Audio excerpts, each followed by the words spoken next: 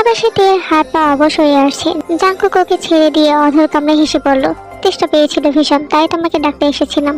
তেষ্টা মিটে গেছে। তের আগে হিতাহিত জ্ঞান হারিয়ে জাঙ্কুকের বুকে কিলে খুশি দিতে শুরু করলো। জাঙ্কুক ওর বলিষ্ঠ হাতে তের দু হাতি বন্দি করে ফেললো।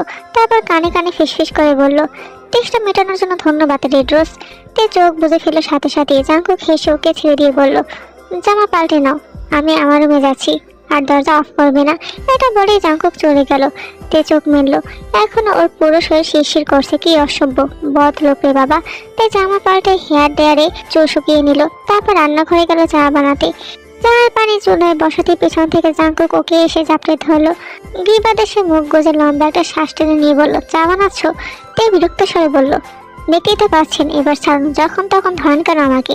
আমার ইচ্ছা, তুমি আমার রেড রোজ, তোমাকে জড়িয়ে ধরার একমাত্র অধিকার আমার। তে জানে এই নাছর বান্ধা বদলোকে কিছু বলে লাভ নেই, যা মন চায় তাই করে এলো। কিন্তু হঠাৎ এসে বাড়ির কেউ দেখলে তার 12টা বেজে যাবে।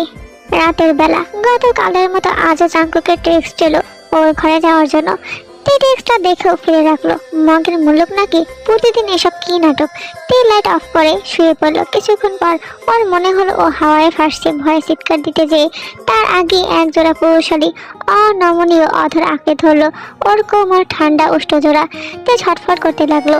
জাঙ্কুক ওর অধর ছেড়ে দিয়ে কানে কানে বলল, ভালো ভালো চলে আসলে কিন্তু এটা হতো না, এখন তুমি শাস্তি পাবে। তে অবাক হয়ে ফিসফিসানো স্বরে বলল, মানে কিসের শাস্তি? চলো রুমে, তারপরে দেখতে পাবে।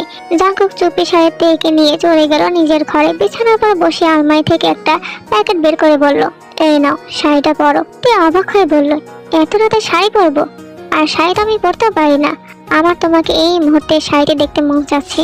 পারবো না পরতে, এটা তোমার শাস্তি। এখন ভালো ভালো পরবে নাকি আমি অন্য কিছু করব? তে একটা বড় সড়ো ঢোক গেলে বলল, কিন্তু আমি তো পরতে পারি না। ব্লাউজ আর পেটিকোট পরে এসো, আমি পরিয়ে দেবো। অসম্ভব, আমি পারবো না। আমি অনন্ত জরুরি না, তবে অসম্ভবকে সম্ভব আমি করতে পারি, করবো। এর আগে ব্লাউজ আর পেটিকোট পরে এসে সামনে দাঁড়ালো জাঙ্কুকের। ভীষণ লজ্জা লাগছে ওর, মন চাচ্ছে মাটি খুঁড়ে ঢুকে যেতে। এদিকে জাঙ্কুকের বেহায়া মন পলক্ষীন ভাবে চেয়ে আছে তের দিকে। তে বক্ষ দেশের উপর দিয়ে রাখা ওনাটা আরেকটু টেনে গলা খাকাই দিয়ে বলল, জলদি পড়ান, আপনার নাটক শেষ হলে আবার ঘুমাতে যেতে হবে, আবার সে সকালে উঠতে হবে। জাঙ্কুক লাল শাড়িটা হাতে নিয়ে তের সামনে গেল।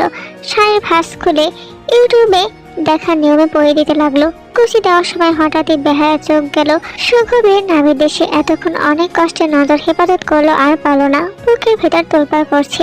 ফর্সার মেয়েধীন নাভি দেশ ভীষণ আকর্ষণীয় লাগছে। জাঙ্কুক সবকিছু ফুলে তের অদর চেপে ধরে নিজের উষ্ঠদয় ছোঁয়ালো।